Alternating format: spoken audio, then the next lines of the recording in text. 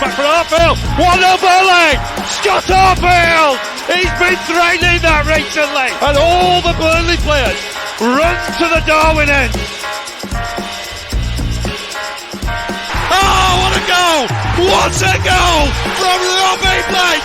Burnley's first goal in the Premier League is something very, very special. Wade Elliott has that change of pace and he's got away from Montgomery. It's the path of McCann and the follow-up finds the net. What a strike from Wade Elliott! A bolt from the claret and blue. Oh goodness me! What a goal from Patterson! If that is to be the one that takes them to Wembley, you cannot argue with that. Pure quality. Here goes Mike Conroy. Still time for a winner, maybe. John Francis! They came to York in their thousands. They're going home as champions. I mean, if there's any justice in the world, Burnley would surely score from this corner. Swung right in there. Ball in there. Yeah! Michael Kelly! Oh, that's justice! That is justice at the Amex Stadium. Burnley are level and deserve to be.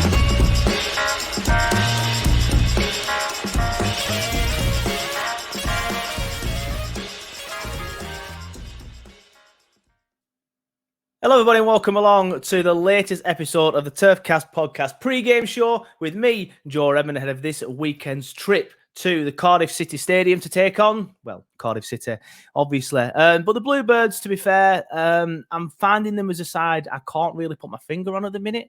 I don't know whether they're good. I don't know whether they're rubbish. I think they're probably a little bit of both.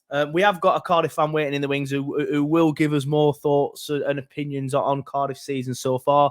And of course, we'll be touching on the sacking of Steve Morrison, who I think this is their first game without a manager. Again, we'll speak to Thomas about it in a little bit. But thank you everybody for tuning in. We've had a couple of weeks off, haven't we, without a pre-game show. But of course, we did our season so far, which seemed to be received pretty well. And a big shout out again to Sam from the Clarets Roundup page for coming on and helping us with that. Sam's been a great help on the page in the last few weeks. I really enjoyed having him on. And again, I know a few weeks ago I did put out a thing on Twitter saying if you want to come on the show, drop us a DM. I have finally started responding to people. So if you haven't had a message yet, don't worry. I am finally started to respond to people. As I said before on another podcast, I just couldn't believe how many messages we got. And I was just like, I can't respond to all these. And I finally just sorted it all out and responded to them. So if you haven't had a message yet, you will be getting one. And some people have had a message after messaging us, but haven't yet responded. Whether they've changed their mind or not, that's a different thing. But if you think we haven't responded yet, have a look at your Twitter inbox. There might be something there. But I just, again, want to mention Fanslide, the app that I mentioned at the start of every pre-game show. If you haven't already, please download the Fanslide app. You can find the link to do so in the description of this video if you're watching on YouTube, but if you're listening on the podcast, just go over to Twitter and you'll be able to find it in our description. Click that link to download the app, because if you click that link, you will be entered into a prize draw to win a Burnley shirt, or if you're one of the people that has all three Burnley shirts because you are doing very well and this cost of living crisis isn't affecting you whatsoever, then we will just give you a cash prize instead. But just to point out, Fanslide is completely free to play, but you can choose a pay-to-play option if you wish. This means that you must be 18 years of age to register and play Fanslide. And if you do choose to pay to play on Fanslide, always gamble responsibly and never bet with money you cannot afford to lose. And one more thing, not only will you be entered into a prize draw to win a Burnley shirt, if you download Fanslide using our app, we will also be doing competitions on the Turfcast TV table. And to join that table, you use the code FNCKZ. We haven't actually done a competition yet because, as I've said before, we've been waiting for more and more people to join the table. But I think last time I checked, which admittedly was about 2.5 weeks ago, we had about 30 odd. So I think now was the time to start doing these tables. So keep downloading the app, keep playing on it, keep practicing, learn the app, because it's different to any sort of other fantasy football thing. You choose 3 players, slide them in and out. I've explained it plenty of times before on the podcast now already. But I encourage you to download it and play it a few times before we do the competitions where you can win a prize, because that's going to be coming in a few weeks. So if you haven't already, download it now. Anyway, Burnley versus Cardiff City. I'm going to bring Tom in just a second, the Cardiff fan. But as I mentioned before, my thoughts a little bit indifferent about it. I'm not going down, which is a shame. I'm working actually, which is another shame. But it's a game that I'm a little bit apprehensive. I don't like playing teams that have just sacked the manager. It's a big thing in football. I know it's cliche, but it's a big thing. I don't like playing teams that have just sacked the manager. And Cardiff City have just done that. Of course, sacked Steve Morrison. I think it was on the 18th of September. Well, as you can see, if you're watching on YouTube, Thomas has been brought in. How are you doing, mate? You okay? I'm doing very well, thank you. Thank you for having me on. No, thank you for coming on, mate. As I was saying off air, then I did ask Tom a little bit late, only yesterday. But to be fair, I totally felt sort of like because of the international break, I'm trying to be a bit more organised with stuff now. I've downloaded the Notion app. Apparently, it's this big app that everybody uses. I've only just heard of it. So I've downloaded that and started showing me age, and started trying to organise myself a bit better. But Tom, I normally start this off, Tom, with asking people about their season so far, but I think it would be silly of me to not start with the sacking of Steve Morrison. I'm not a Cardiff fan, obviously, but I know you're down in 18th, I think it is, but I was a little bit like, he's had 10 games this season. I was a bit like, what? And I think you brought in quite a lot of new players in the summer as well, so it's similar vibe to us. Obviously, he hadn't just come in. I think, did he come in last January, Morrison? Yeah, last year he came in. So it's still not that long, really, to get used to things. Then you sign loads of players in the summer, let a few players go. It was a bizarre sacking, wasn't it? I was thinking about this earlier, like trying to put it into some kind of context. And I saw somebody say on Twitter and summed up pretty well. It's probably in the top 5 stupidest decisions that this current board has ever made, which is saying quite a lot because, they're not adverse to doing stupid things at Cardiff, but this just seemed that nobody really understood it because, like you said, new manager come in, he completely changed the style of football that we were playing. He was trying to implement his new style. The summer comes and goes. We get 17 players coming in, worked really well with the limited budget that he had, got rid of some of the dead wood, freed up some wages, and things are going to take time to gel. When you get that many new players in and you get rid of so many, it's going to take a while for everyone to kind of understand their roles, know how well they play with each other. Is maybe a little bit of time as well for Morrison to get his best 11. And sort of the vibe from the fans was, we're not expecting absolute wonders this year. A good season would probably be top half, because we knew it was going to have to be an adjustment phase. So for the board just to come out of nowhere, I think, okay, some of the results haven't been great this year, but we're supposed to be planning for the long term, sort of this move away from bringing in a stopgap manager. And yeah, it's been nearly a week, and it's still just over a week, and it's still just completely baffling about why did they do it. It just makes absolutely no sense at all. So what are the thoughts amongst Cardiff fans then as to why they did it, and Cardiff journalists and podcasts? So what has been the thought process so far, do you think, from the board, like getting rid of him so early in the season, so early into his reign, like not even a year and he's gone? What do you think they're trying to do? Well, the thoughts from a lot of the fans must be there has to have been a falling out somewhere with either the owners or somebody on the board, because there's sort of whispers at the minute that maybe Mark Hudson does get the role, because he's going to be our interim for the time being, that he's going to get the role for a little bit and then kind of see how he goes. But there's also these whispers and rumours coming out that they're looking to appoint somebody younger for the long term. And I just think, well, if you're looking to appoint for the long term, then why do you get rid of Morrison, who was obviously trying to make the team his own? And he had a great record as well with the under-23s before he got the job with the senior team. So I think, he is still a quality manager. The results weren't amazing at times this year, and sometimes last year they were a little bit naff. But it's just, I can't see it for being any other reason than there must have been some kind of disagreement. And between himself and maybe somebody on the board, but because I honestly can't really think of any other reason as to why he'd be let go after seemingly putting so much trust in him over the summer. After 10 games, to think, yeah, no, we've had enough of you now. It just seems just so bizarre and such a strange thing to do. Yeah, I mean, it is a bit daft, although you have kind of been overshadowed by Watford since, so that everyone's kind of forgotten about, well, I'd kind of forgotten about it, and then I was doing research for this, and oh God, yeah, they got rid of the manager, but I completely forgot about it because Watford did it, and that was 10 times stupider than your stupid decision, so I was just like baffled by it all. But you mentioned there someone's coming from the academy, I think you said, who's been at the club for a bit. Is that what you're looking to do, a point from within, or like you did say, maybe somebody younger from out? Like, how is the manager search going?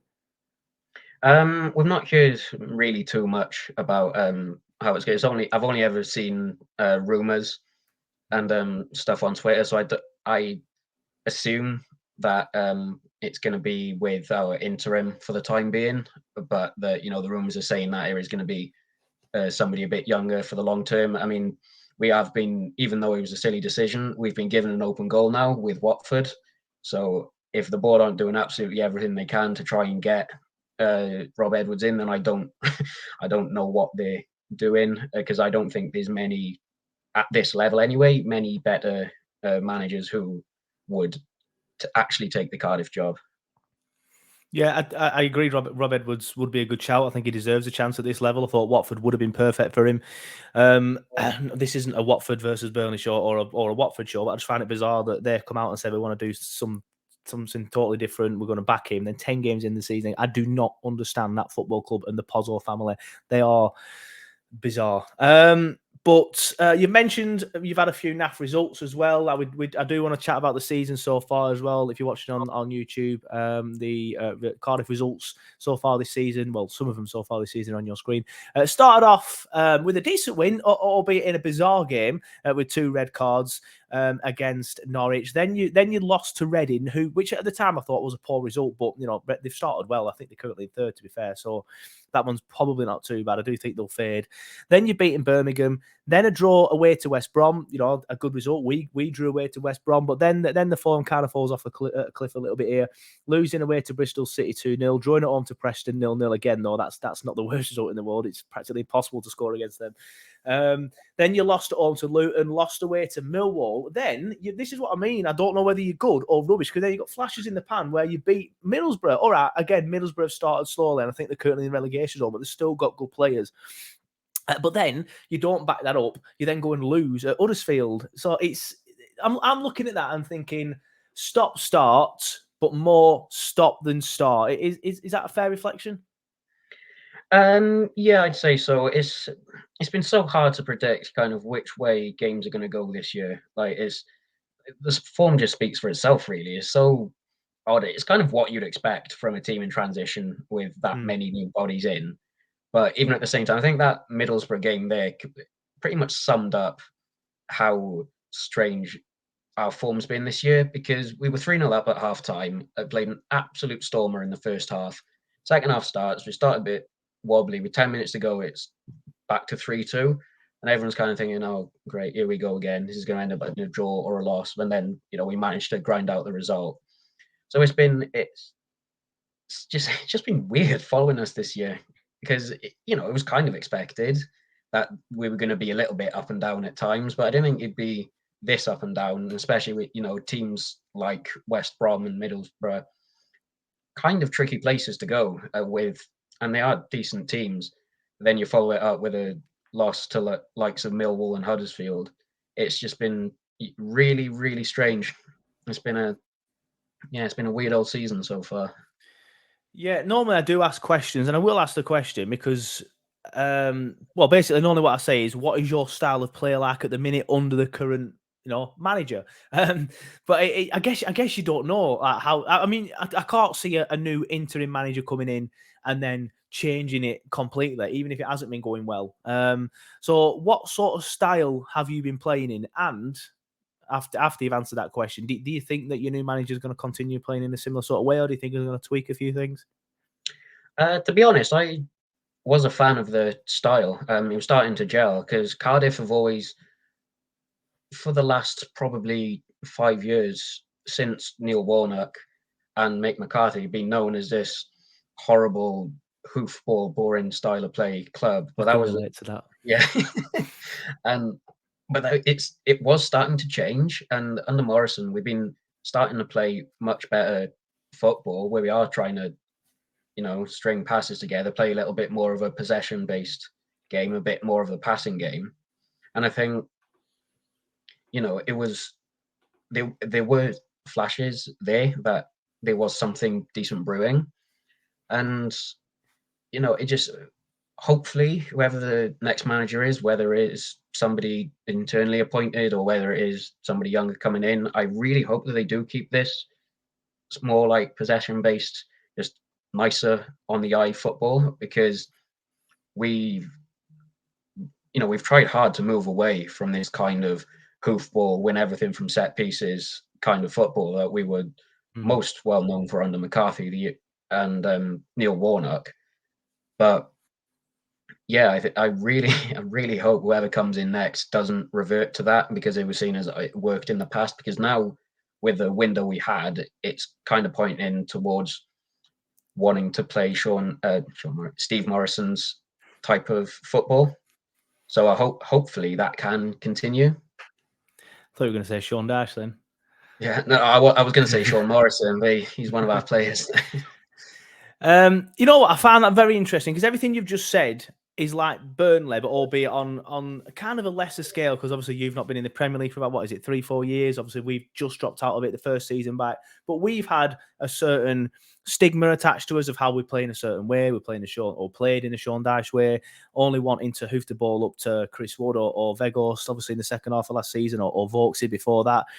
Win flick-ons, get goals that way, score goals from set pieces. But we've done the same sort of thing. We've got rid of, I think it was 12, 13, 14 players or something. I can't remember exactly. I think we brought in 16 in the end. New manager, completely new ethos, possession-based football, similar to yourselves. But it seems to be working a little bit quicker for us. Or admittedly, we've been able to spend a little bit more money thanks to the sales that we've been making. So what I'm building up to, the question is here. Like, I don't know how many times you've been able to see Burnley this season, but what do you make of what Burnley are trying to do? Because it's a similar thing to Cardiff, obviously, like you've just said, moving away from a certain style of play into a new style of play. Obviously, we were able to bring in somebody like Vincent Kompany, but I said at the start of the season, I think it's going to take time to gel, and if we are, 15th, 16th at Christmas, then we need to make sure that nobody's panicking. But there was a few bumps in the road earlier on. Obviously losing away at Watford, draws at home to Luton and Hull, a draw away at Preston. Admittedly, they've got a good defence, but still. So there's been a few bumps in the road, but I think now we are seeing a lot of flashes that we can be a decent enough side this season. I think Sheffield United will still be the team to catch, but winning 5-1 away at Wigan, beating a very good attacking side, Bristol City at home, and keeping them relatively quiet. I'm pretty impressed with Burnley so far, but I want to know, I always like to get the perspective of an opposition fan, because it's such a radical change and something that, a lot of people wouldn't thought that Burnley would be top of the possession-based stats in the league, even if it is a championship. So what are your thoughts on what we are trying to do and what we're trying to move away from?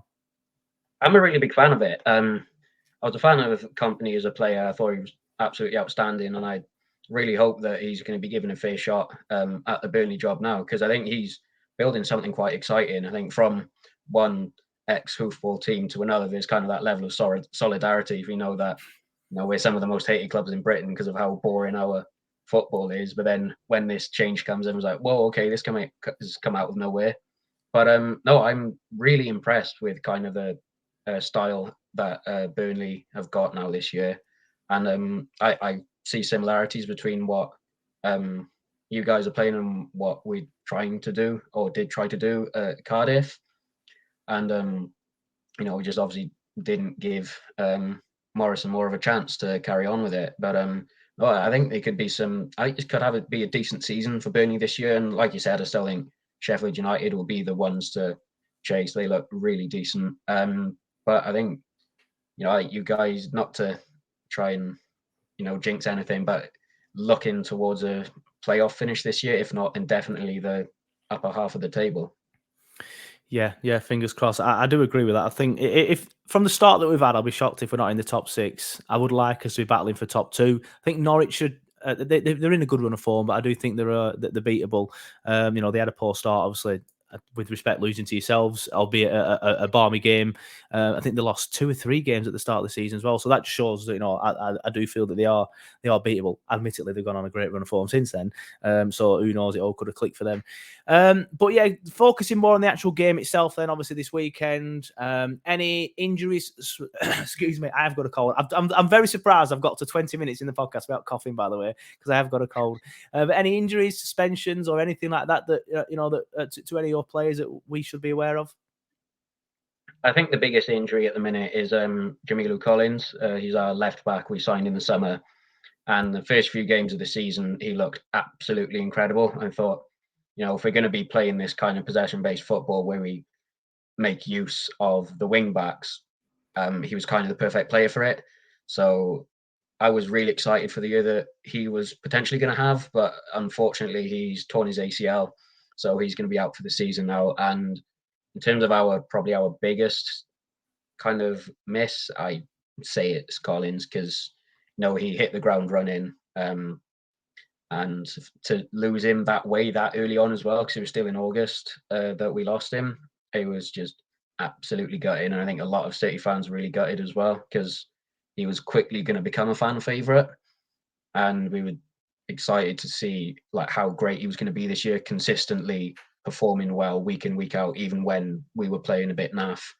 And I think he has been a pretty big loss already. And yeah, I'm just gutted that we're not going to see him play again this year.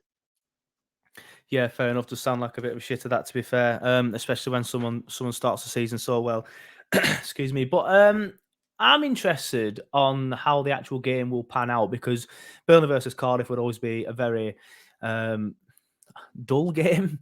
You know what to expect, and if you do play the same way that you've been trying to play so far this season, I'm interested to see who will go and have the most possession, who will play the best version of this possession-based football. Because obviously the onus will be on you as the home side and playing a certain style to have the most possession and then say to us, we'll come and get it off us. But if we have, the better players or it's clicked earlier, for example, then who knows? It could end up being us. But what sort of style of game are you expecting? It's difficult for you to say in a situation, but are you expecting sort of like two sides trying to keep the ball, or are you expecting Cardiff to sort of like change a little bit?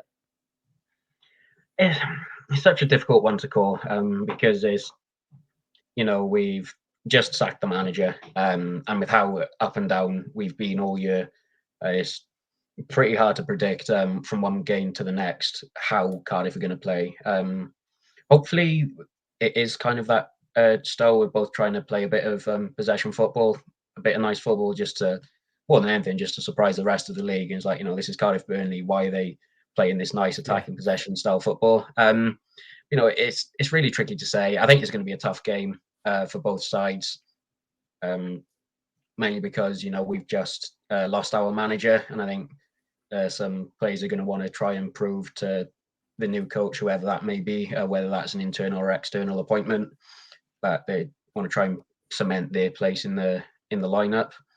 But I think it's going to be a pretty tough one. If I had to, try and predict who's going to have the better possession kind of game, I'd probably have to say yourselves, just because I think you guys have got the better players at the minute and in a decent kind of run of form. And it's going to be such a tricky one to predict because we're either going to show up and play like Bayern Munich and be 3-0 up after like 20 minutes, or it will be a pretty grueling defeat again. It's just the way it's been this year. It's been so difficult to predict, regardless of the level of opposition as well. Yeah, fair enough. I understand how difficult it must be for you to predict, especially with the manager situation. But I do also like to get onto predictions as well for the games. In fact, actually, before I do that, I do want to talk about some of your players that we need to look out for. So, who do you think can hurt Burnley the most? Is it an attacking player or maybe a goalkeeper, for example, who's going to maybe keep us at bay? Who should we be looking out for that will probably be one of your better players on the day? I'd probably say Callum O'Dowda. He's been our best player so far this season. A bit of a surprise to everyone as well, because he came on free from Bristol City, and everyone just assumed he would be just another kind of Cardiff Bristol signing, because he made quite a few over the years. Some of them have been pretty good, some of them not so great. But we've been pleasantly surprised with how good he's actually been, and he was rewarded with a call-up for Republic of Ireland in the last international break, and he's more than deserved it. You know, he's really quick player, skillful on the ball, scores goals, and I think, yeah, he's been our best player, bar none, and our best attacking threat going forward. So in terms of anyone to look out for, I would say O'Dowda. Fair enough. I'll look out for him then.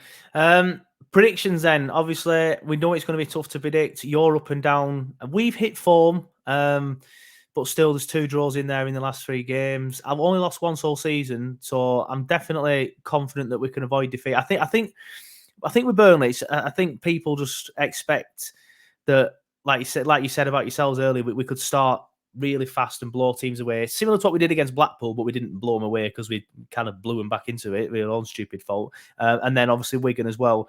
But we have been decent at the back. A lot of people, Burnley fans listening to this, go, no, we haven't. Like, we've been okay at the back as well. You know, we've got Taylor Harewood-Bellis, who's come on loan from City, England under 21 international, fantastic player.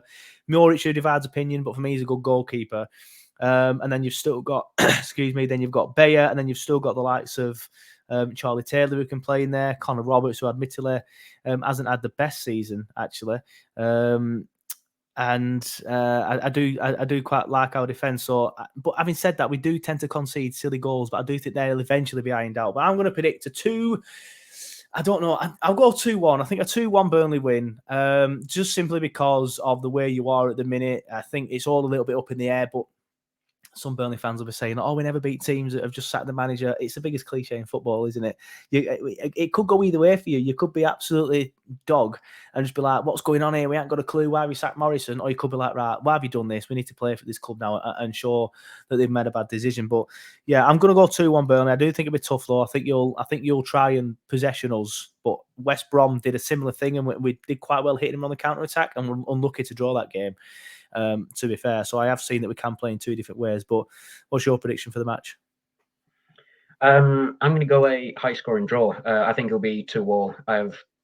I just have this feeling that it's the most kind of Cardiff result that we can expect from it, to be honest. If I had to put like a prediction on it, I think we'll probably start a bit slow, and I can see Burnley taking a 2-goal lead pretty early on, and kind of everyone, all the fans, like kind of losing their head a bit, like, "Oh my god, why have we done this?" kind of thing.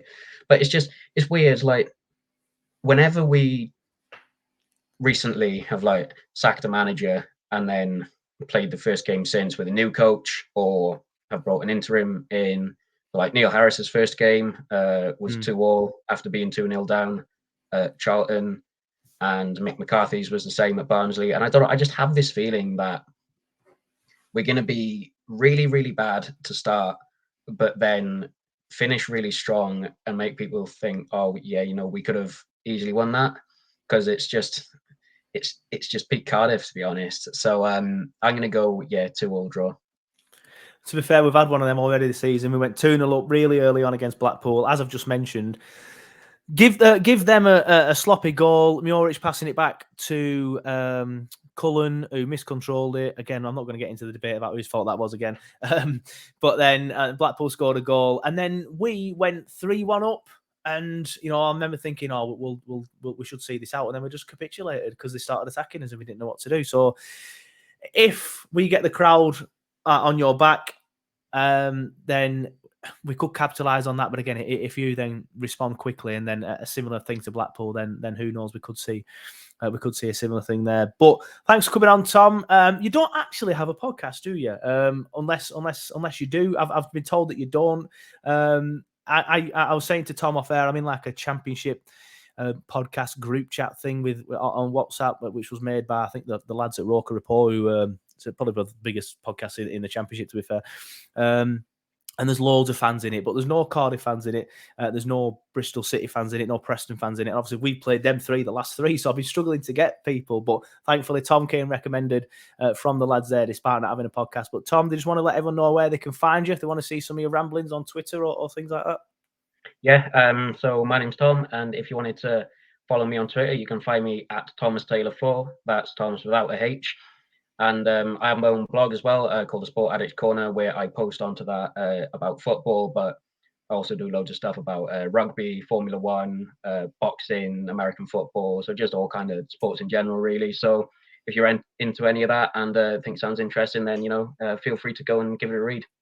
Yeah, definitely go and check out the blog. I'll be doing that. I wasn't even aware that you had a blog, so I'll definitely go and check that out. And if I find it, mate, I'll put a link to it in the description in YouTube as well. But thank you for coming on, mate. I do appreciate it. I asked you quite late, so I do appreciate you coming on. But thank you. It's been a pleasure. It's been a good chat. I've got a cold, as I mentioned, so I'm going to go and make a hot Vimto and then get ready to get this edited. So thank you for coming on. Thank you, everybody, for watching and listening. If you haven't already, please subscribe. Please like the video. And we will see you for the fan reaction, the 60-second review, and then, of course, the full-time show on Sunday.